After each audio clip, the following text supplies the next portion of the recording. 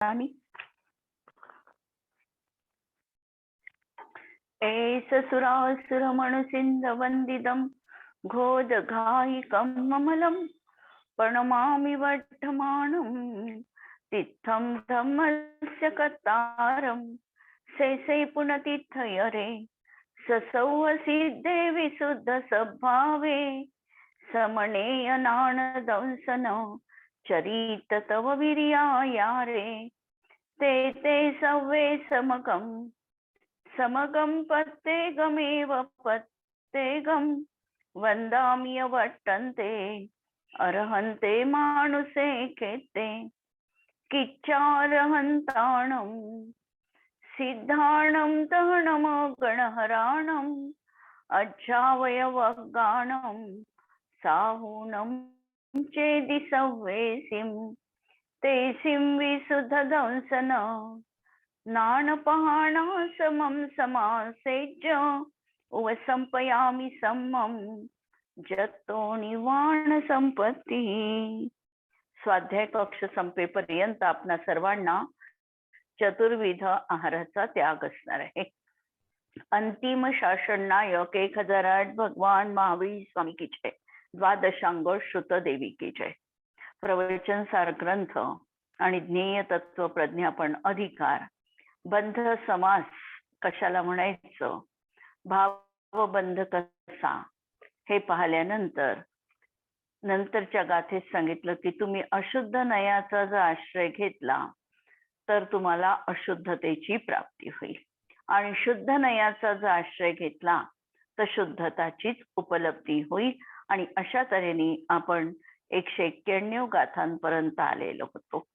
आता येणाऱ्या गाथेमध्ये सांगतात की आत्मा हा ध्रुव स्वभावी आहे, अनादि अनंत आहे, नष्ट न होणार आहे, ध्रुव आहे, एकरूप आहे, नंतर अनादि अनंत आहे, अहेतुक आहे, असा हा आत्म्याचा स्वभाव आहे। आणि असा हा ध्रुवपणाने एक शुद्ध आत्माच हा आम्हाला प्राप्त करण्यायोग्य आहे। जगामध्ये अनंत वस्तूंचं अनंत रूपाने परिणमन आम्हाला दिसतं आणि परिणमन आहे याचा अर्थ त्या पर्यायी आहे आणि पर्यायी हा विनश्वर असल्यामुळे या पर्यायींना आम्हाला उपलब्ध करण्यामध्ये कोणतंही स्वारस्य नाही। मला माझा ध्रुव स्वभावी शुद्ध स्वरूपाचा आत्माच प्राप्त करायचा आहे, ही गोष्ट या गाथेमध्ये आचार्य स्पष्ट करत आहे। म्हणून हेडिंग दिलं, अथ ध्रुवत्वा, ध्रुव असल्यामुळे शुद्ध आत्मा एव उपलंबनीय इति उपदिशति। गाथा पहा 192 नंबरची। एवं नाणपाणं दंसनभूतम् अदिन्द्रिय महत्थं ध्रुवमचलमनालम्बं मन्येऽहम् अपगं शुद्धम्। एवं नाणपाणं दंसनभूतम् अदिन्द्रिय महत्थं ध्रुवमचलमनालम्बं मन्येऽहम् अपगं शुद्धम्।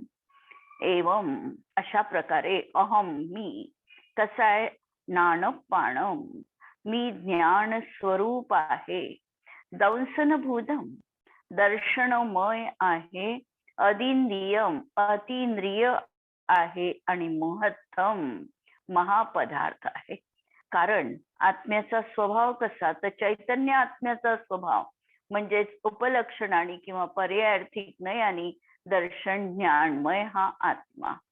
नंतर अतींद्रिय, कोणत्याही इंद्रिय ज्ञानाचा हा विषय बनत नाही आणि म्हणून हा अतींद्रिय आहे। आत्म्याला जाणायचं असेल तर आमचं एकही इंद्रिय आत्म्याला जाणण्यास समर्थ नाही, कारण या इंद्रियांचे विषय नक्की आहे आणि याच्या माध्यमातून आत्मा जाणल्या जाऊ शकत नाही। म्हणून आत्मा अतींद्रिय स्वभावी आहे आणि महत्तम महापदार्थ आहे। महापदार्थ का म्हटलं, तर बाकीची 5 द्रव्य अजीव द्रव्य आहे, त्याला सुखदुःख आदी काहीही वेदना नाही। एक जीव द्रव्यच त्याच्यामध्ये आपल्या असाधारण लक्षणांनी विलक्षण आणि सर्वांमध्ये उठून दिसणार आहे. या जीवानीच अनंत पदार्थाचं ज्ञान केलेलं आहे. असा हा ज्ञान स्वभावी असल्यामुळे महत्तम महापदार्थ म्हटल्या जातो. शिवाय हा ध्रुव आहे, अचल आहे, अनालंब आणि शुद्ध आहे असे म्हणणे म्हणजे मी स्वीकारतो. अहम म्हणणे, मी असं स्वीकारतो, मी असं मानतो, मी अशी श्रद्धा करतो.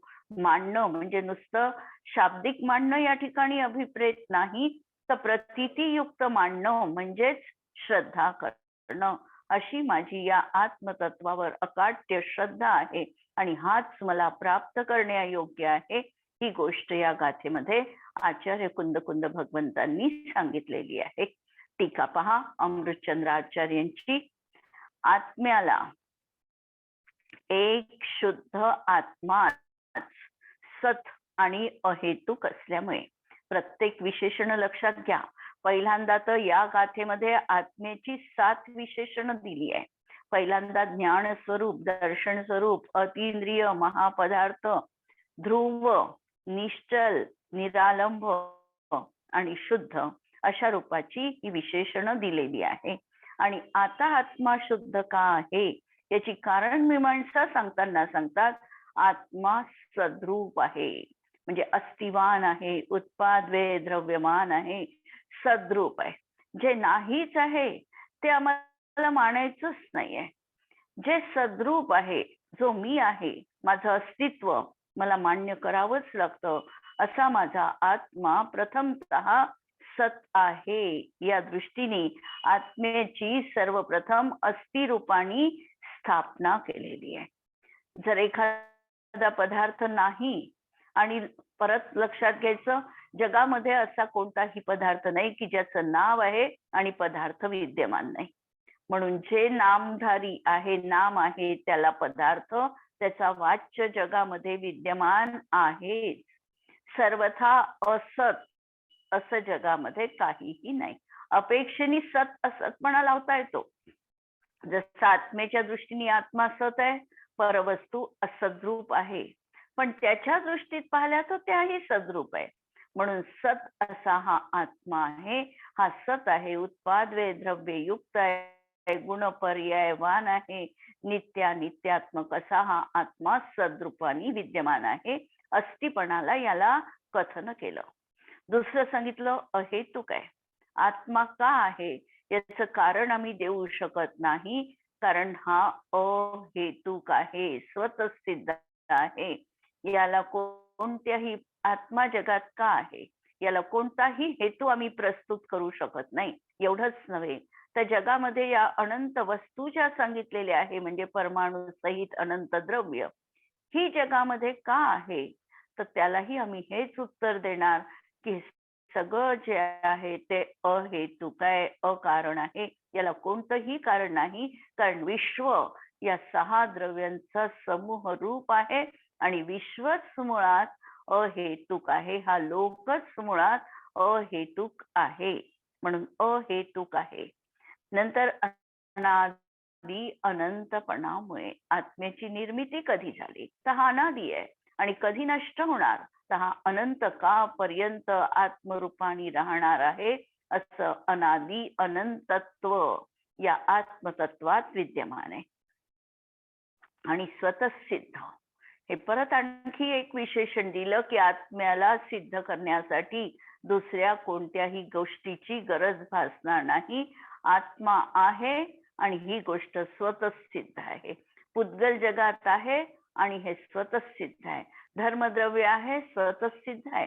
6 द्रव्यांचं अस्तित्व स्वतःसिद्ध आहे. त्याला अस्थिरूपाने सांगण्यासाठी दुसऱ्या कोणत्याही परपदार्थाची गरज घेण्याचं कारण नाही. म्हणून स्वतःसिद्ध असल्यामुळे हा आत्मा आता ध्रुव आहे, जो अनादी अनंत आहे, स्वतःसिद्ध आहे, अकारण आहे, सद्रूप आहे. तो ध्रुव असलाच पाहिजे ही उपपत्ती या ठिकाणी दिली. आणि अन्य कोणीही ध्रुव नाही, अन्य कोणीही ध्रुव नाही याचा अर्थ ज्या विनाशिक वस्तू आहे, ज्या पर्याय रूपाने बघणाऱ्या वस्तू आहे, या ध्रुव नाही. जसं जर आम्ही म्हटलं तर धनधान्याधिक जे आहे हे पर्याय रूपाने बघतो आहे, हे ध्रुव नाही. अशा तऱ्हेने आत्मा सोडून अन्य वस्तू जगामध्ये पर्यायार्थिक नयाने बघितल्या तर त्या ध्रुव नाहीत, त्या बदलणाऱ्या आहे. स्थित्यंतर त्याच्यात होत आहे. समोरचा ज्ञेय पदार्थ जरी बघितला तरी त्याच्यामध्ये पर्याय अपेक्षेने बदल संभवनीय आहे, होतच आहे, आणि म्हणून ते अध्रुव आहे, ध्रुव नाही. आणि परद्रव्यांपासून भिन्नपणा आणि स्वद्रव्याशी अभिन्नता याद्वारा एकत्व असल्यामुळे, आणि हा आत्मा कसा आहे तर परद्रव्याशी हा सर्वथा भिन्न आहे. परमाणू एवढं परद्रव्य देखील जगामध्ये याचं अनादिकालापासून झालं नाही आणि अनंत काळ होणार नाही. परद्रव्याच्या परिकरात हा राहतो, परद्रव्यांनी हा वेढलेला आहे. प्रत्येक प्रदेशावर अनंत परद्रव्य विद्यमान आहे, आणि तरीही हा आत्मा परद्रव्य रूप झाला नाही.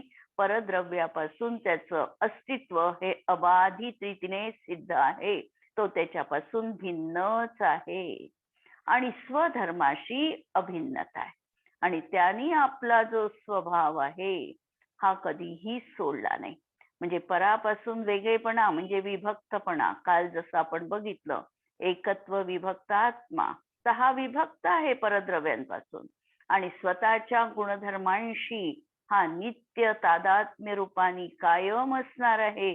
म्हणून स्वद्रव्याशी अभिन्न म्हणून स्वतःशी एकत्व, म्हणून एकत्व विभक्त आत्मा म्हणा, परद्रव्याशी अभिन्न आणि परद्रव्याशी भिन्न आणि स्वद्रव्याशी अभिन्न असा आत्मा म्हणा.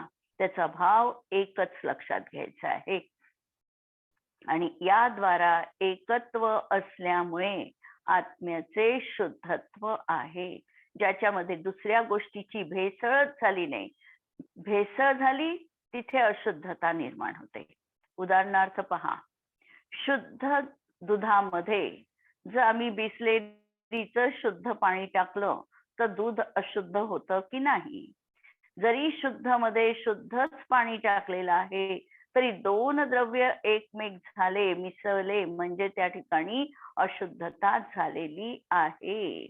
आत्मा असा परद्रव्याचं परमाणू एवढं द्रव्य देखील ग्रहण करत नाही, आणि म्हणून हा आत्मा शुद्धच आहे. आपल्यातलं काही दुसऱ्याला देत नाही आणि दुसऱ्याचं स्वतः काही घेत नाही.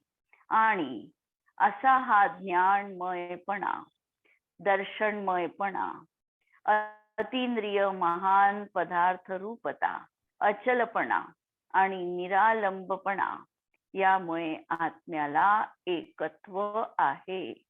मूळ गाथेमध्ये 7 गोष्टी सांगितल्या, पण यामध्ये आचार्य अमृतचंद्रांनी 5 गोष्टी सांगितल्या, आणि या 5 गोष्टीमुळे आत्मा एकत्व रूप आहे हे सांगितलं.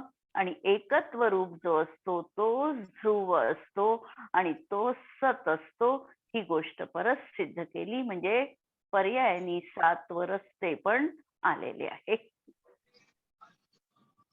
पहिल्या आणि दुसऱ्या प्रकरणामध्ये ज्ञान आणि दर्शनमयपणा, यामध्ये आपल्या आत्म्यामध्ये ज्ञानाचं धारण करणाऱ्या आणि स्वयं दर्शनमय आत्म्याला अतस्वरूप परद्रव्यापासून भिन्नता आणि आपल्या धर्माशी अभिन्नता असल्याने एकत्व आहे.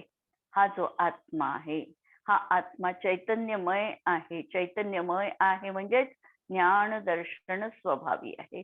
ज्ञान दर्शन स्वभावी असल्यामुळे हो हा तो त्या ज्ञान दर्शनाशी तन्मय रूपाने परिणत आहे आणि परद्रव्यापासून सर्वथा भिन्न आहे. आणि असं त्यांनी पराचं ग्रहण केलं नाही, स्वतःचं सोडलं नाही, आणि म्हणून त्याचं एकत्व तिथे कायम आहे. त्यामुळे हा आत्मा एकत्व रूप आहे, पहिल्यांदा सिद्ध केलं. नंतरचे याच्यात सांगतात की हा आत्मा अतींद्रिय महान पदार्थ रूपतेची सिद्धी करताना सांगतात की हा आत्मा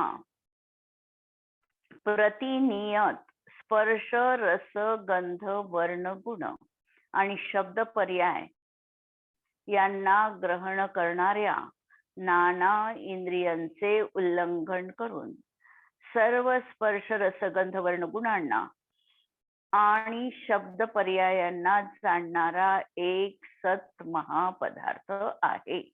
या ठिकाणी थोडी विवक्षा लक्षात घ्या. वाक्य जरी आम्हाला कठीण वाटत असेल तरी एक लक्षात घ्या की इंद्रिय जी आहे ही प्रतिनियत आपल्या स्पर्श रस गंध वर्ण गुणरूप पुद्गलाला आणि शब्दरूप पर्यायीलाच ग्रहण करू शकतात.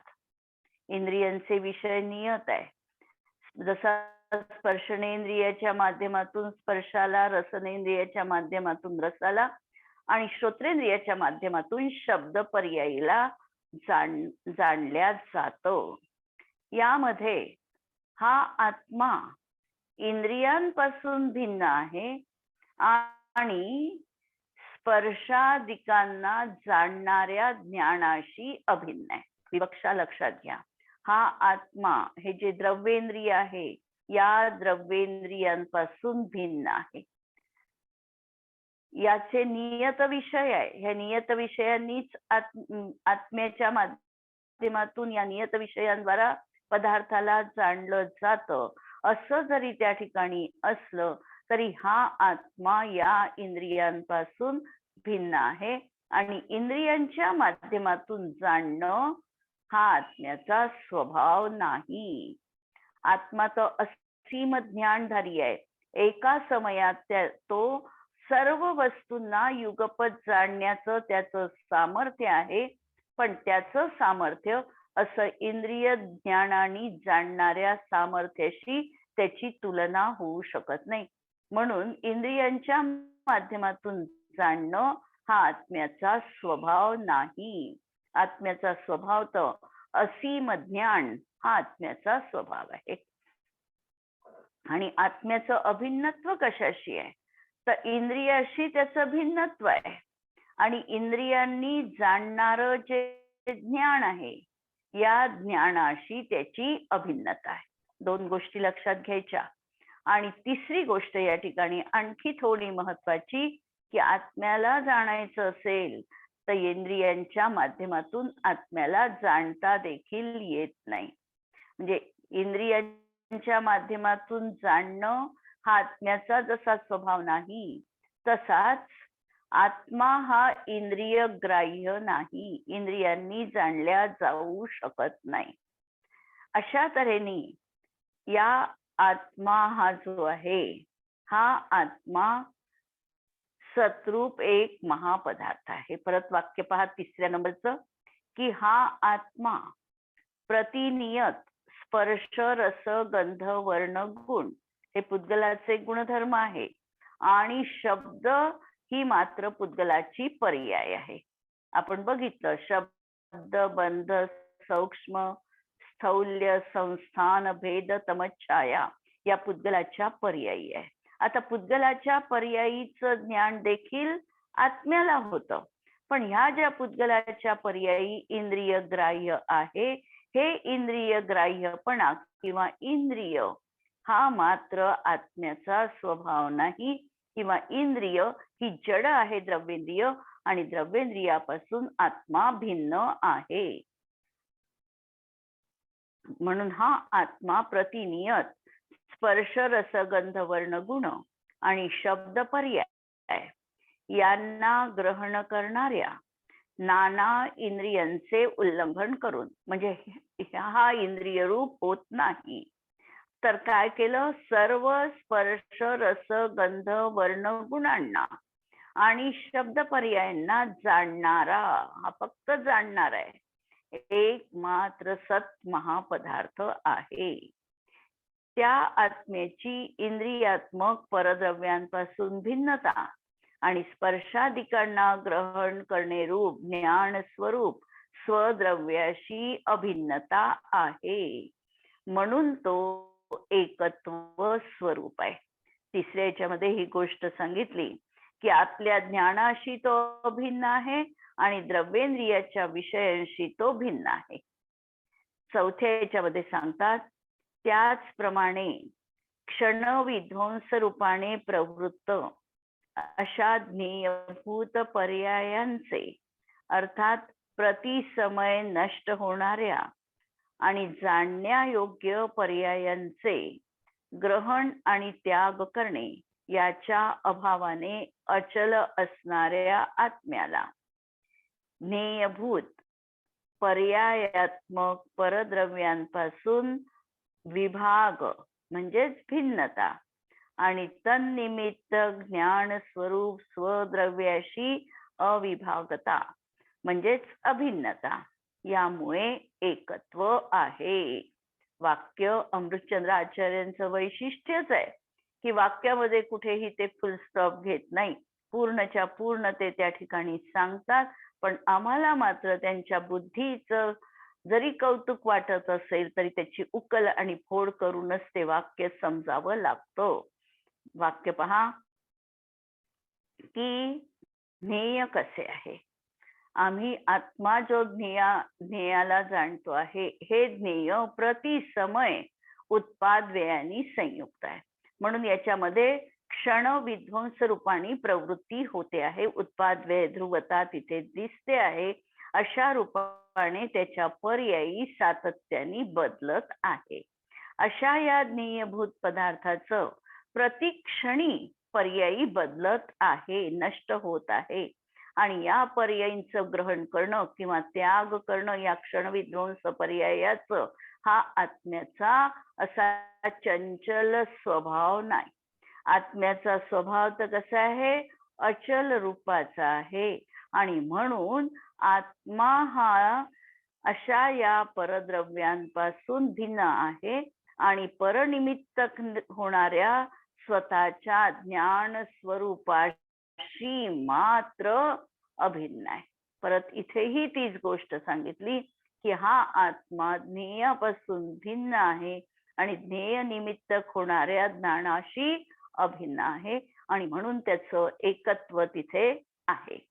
आणि पाचवं सांगितलं की नित्य प्रवृत्त ज्ञेय द्रव्याच्या आलंबनाच्या अभावाने निरालंब अशा आत्म्याला ज्ञेयभूत परद्रव्यापासून भिन्नता आणि तन्निमित्त ज्ञान स्वरूप स्वद्रव्याशी स्वधर्माशी अभिन्नता, यामुळे एकत्व आहे. की हा प्रवृत्त कशामध्ये होतो, जाणण्याची क्रिया कुठे होते आहे, जाणणं याचा स्वभाव आहे. आणि जाणणं याचा स्वभाव आहे तर कशाला जाणणं, तर ज्ञेयाला जाणणं याचा स्वभाव आहे. कधी कधी असं म्हटलं जातं की ज्ञेय नसतं तर आत्म्याने कशाला जाणलं असतं. परंतु ज्ञेय नसतं हा प्रश्नच उपस्थित होत नाही, कारण विश्व ज्ञेयांनी परिपूर्ण आहे.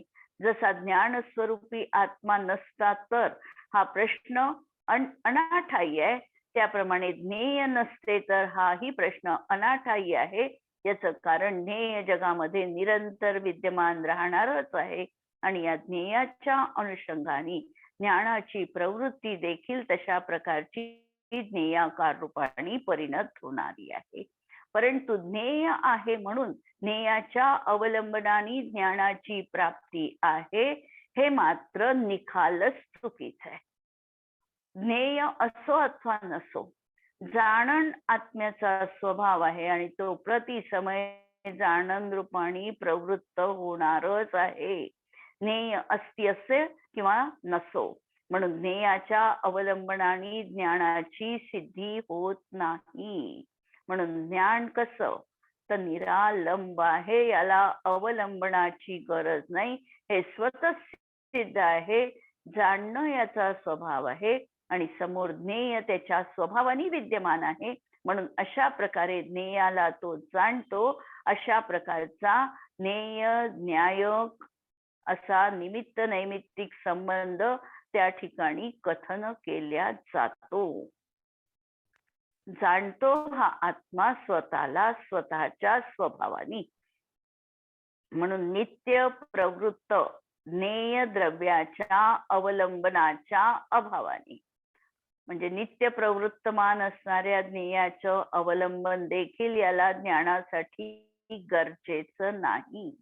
म्हणून हा आत्मा निरालंब कोणत्याही प्रकारचं बाह्य अवलंबन न घेता आत्म्याला ज्ञेयभूत परद्रव्यांपासून भिन्न आणि तन्निमित्त ज्ञानास्वरूप स्वद्रव्याशी तो अभिन्न आहे, म्हणून एकत्व या ठिकाणी असणार आहे.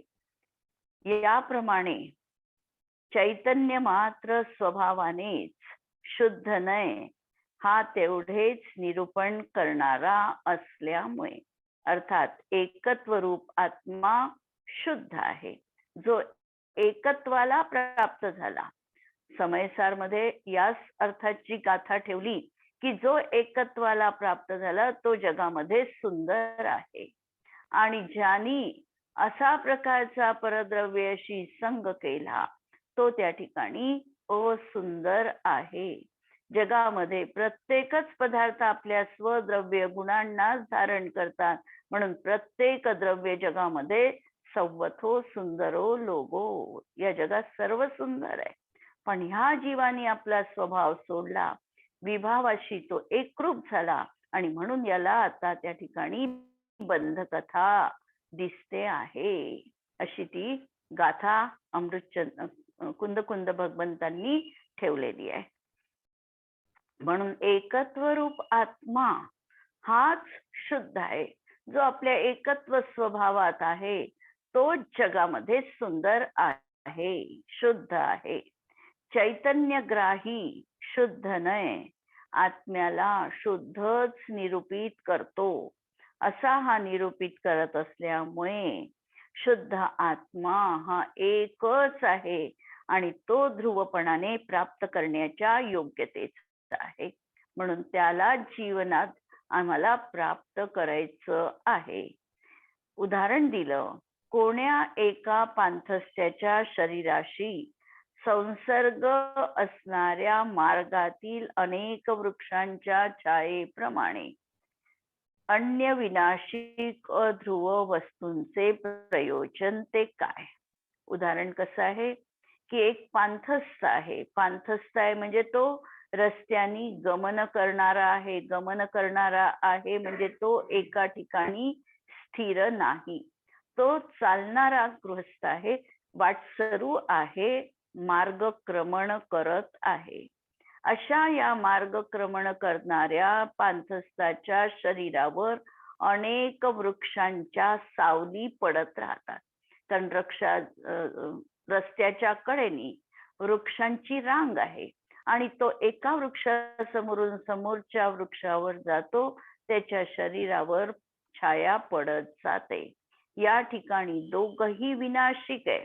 वृक्ष देखील बदललेला आहे, समोरचा वृक्ष येतो आहे आणि हा पांथस्थ देखील समोर जातो आहे.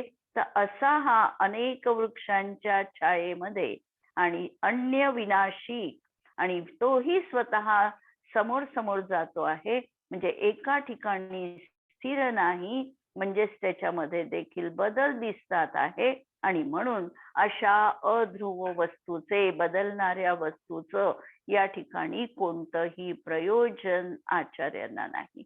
आचार्यांना तर पाहिजे ध्रुव असा, एकरूप असा आत्मा, आणि तो जर प्राप्त करायचा असेल तर आम्हाला आमच्या ज्ञानाशी अभिन्नता आणि परद्रव्यांपासून पृथकता ही अनुभवावी लागणार आहे, प्रतीतीत घ्यावी लागणार आहे. 5 गोष्टींच्या माध्यमातून या ठिकाणी आत्म्याचं एकत्व प्रतिपादन केलेलं आहे. भावार्थ पहा की आत्मा स्वभावानेच ज्ञान दर्शन स्वरूप इंद्रियाशिवाय सर्वास जाणणारा महापदार्थ आहे. 3 विशेषण सांगितले. ज्ञान दर्शन स्वरूप इंद्रियाशिवाय जाणणारा म्हणजे अतींद्रिय असा महापदार्थ आहे. ज्ञेयभूत परद्रव्य पर्यायांचे ग्रहण त्याग न केल्यामुळे अचल आहे. परद्रव्याला तो जाणतो तर आहे, परंतु परद्रव्याच्या पर्यायींचं, विनाशिक पर्यायीचं ग्रहण त्याग तो करत नाही, त्यामुळे तो अचल आहे. ज्ञेयभूत परद्रव्याचे आलंबन न घेतल्याने निरालंब आहे आणि म्हणून तो एक असल्यामुळे असा हा शुद्ध आत्मा ध्रुव असल्यामुळे एक मात्र प्राप्त करण्याच्या योग्यतेचा आहे. आणि हीच गोष्ट आम्हाला आमच्या हृदयात धारण करायची आहे की अशा एकरूप आत्मतत्वाचं जर आम्ही अवलंबन घेऊ तरच आमचा ध्येयभूत शुद्ध आत्मा जो सम्यक दर्शनाचा विषय आहे तो आम्हाला उपलब्ध होऊ शकेल. या गाथेमध्ये जो विषय सांगितलेला आहे हा सम्यक दर्शन कसं प्राप्त करायचं त्याचा ध्येयभूत आत्मा शुद्ध नयानी कसा दाखविलेला आहे त्या शुद्ध नयानी दाखविलेल्या ध्येयभूत आत्म्याला या ठिकाणी कथन केलेलं आहे. आणि काल आपण बघितलं की या नयाला प्राप्त करणं याचा अर्थ केवळ जाणणं नाही. जाणण्याचं तर हे शाब्दिक ज्ञान आहे परंतु त्याला श्रद्धा ज्ञान आणि चारित्र्याचा विषय बनवायचंय. त्याच एका अग्रावर आमचं मन केंद्रित करायचं आहे की हा मी असा आत्मा आहे. आणि या आत्मतत्वाची आराधना उपासना केली तर आमच्या जीवनात आमचं जे सम्यक दर्शनाचं प्राप्तव्य स्थान आहे हे आम्हाला निश्चितपणे प्राप्त होऊ शकणार आहे. अशी ही अत्यंत महत्वपूर्ण प्रवचन सार मधली गाथा आपण बघितली. आता या अनुषंगाने आपण बघूया आता या गाथेचं स्पष्टीकरण आपल्याला अतिशय महत्वपूर्ण आहे आणि ते तेवढ्याच बारीकीने समजून घेणं देखील महत्वाचं आहे. आत्मा ध्रुव असल्यामुळे शुद्ध आत्माच प्राप्तव्य आहे हे या 192व्या गाथेत स्पष्ट करणार आहेत. देहादी सर्व पदार्थ हे अध्रुव असल्याने प्राप्त करण्यायोग्य नाही.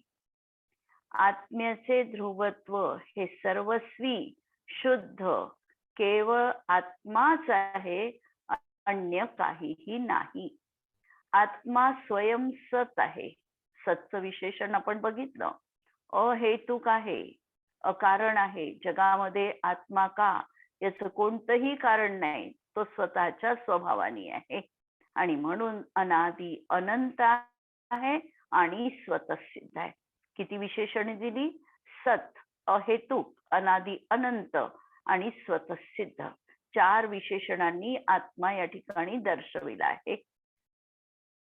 आत्मा सर्व परद्रव्यांपासून भिन्न आहे आणि आपल्या स्वधर्माशी अभिन्न अर्थात तन्मय आहे. हेच त्याचं एकत्व आहे. कोणत्याही वस्तूचं एकत्व कसं ओळखायचं तर परद्रव्यांपासून ती वस्तू सर्वस्वी भिन्न आणि स्वतःच्या स्वभावाशी ती अभिन्न. हेच त्याचं एकत्व स्वरूप असणार आहे. आत्मा सर्व ज्ञानमय स्वयं ज्ञानमय असल्याने हा अखंड ज्ञानमय आत्मा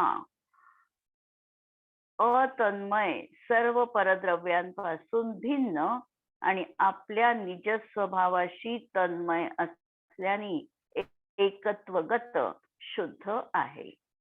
स्वयं प्रतिभास मात्र असल्याने प्रतिभास चैतन्याला प्रतिभास म्हणायचं आणि हा स्वयं चैतन्यमान आहे म्हणजेच प्रतिभासमय आहे आणि त्यामुळे हा दर्शन स्वरूप आत्मा अतन्मय सर्व परद्रव्यांपासून भिन्न आणि चिन्मय स्वभावाशी अभिन्न आहे. प्रतिनियत स्पर्शादिकांना ग्रहण करणाऱ्या मूर्त इंद्रियांपासून पृथक आणि स्पर्शादी पर्यायींचा ज्ञाता अमूर्त अविनश्वर अतींद्रिय स्वभाव रूप आत्मा इंद्रियादी परद्रव्यांपासून पृथक आणि ज्ञायक स्वरूपी स्वधर्माशी तन्मय असल्यामुळे एकत्वगत शुद्ध आहे. कारण हा इंद्रियाच्या माध्यमातून जाणणं हा याचा स्वभाव नाही. आणि इंद्रिय कशी आहे तर आपल्या नियत विषयाला जाणण्याला समर्थ आहे. आत्मा तशा प्रकारचा नाही, पण त्या माध्यमातून जे जाणणारं ज्ञान आहे त्या ज्ञानाशी मात्र हा तन्मय आहे, एकत्व रूप आहे आणि त्या द्रव्येंद्रियापासून मात्र हा पृथक रूप आहे. असा हा अतींद्रिय स्वभावी आहे. नंतर प्रतिक्षण नष्ट होणाऱ्या आणि उत्पन्न होणाऱ्या पर्यायींचं ग्रहण आणि सोडणं, या चंचल व्यापारापासून रहित आत्मा स्वरूपाने अचल रूप असल्यामुळे नेय पर्याय स्वरूप परद्रव्यापासून भिन्न आणि त्या निमित्ताने होणाऱ्या ज्ञानाशी अभिन्न असल्यामुळे एकत्व रूप शुद्ध आहे. प्रवर्तमान ज्ञेयांना अवलंबनाचा अभाव असल्यामुळे जो निरालंब आहे असा स्वाधीन आत्मा प्रवर्तमान ज्ञेयापासून भिन्न आणि तन्निमित्त ज्ञान स्वरूप स्वद्रव्याशी तन्मय असल्यामुळे एकत्वगत शुद्ध आहे. एखाद्या पथिकाच्या शरीरावर अनेक वृक्षांची सावली पडते, पण ती अध्रुव आहे, कारण झाडे वेगवेगळी आहे आणि पथिक देखील गमन करणारा आहे. त्याला अध्रुव वस्तूचं प्रयोजन कसं असणार आहे? थोडक्यात शुद्धात्माच ध्रुव आहे आणि त्यामुळे त्याचाच आश्रय घेणे योग्य आहे. या ठिकाणी आज आपण थांबूया आणि आपण नंतर आणखी या गाथेवर थोडी चर्चा करू आणि नंतर पुढे जाऊ. उद्या रविवार असल्यामुळे सुट्टी असणार आहे. जिनवाणी के ज्ञान ते सूझे लोकालोक, सो जिनवाणी मस्तक नमो सदा देत हूँ घोक. नमो अरिहंताणम नमो सिद्धाणम नमो आयर्याणम नमो वज्रायाणम नमो लोये सवसाहुणम. सर्वांना जय जिनेंद्र.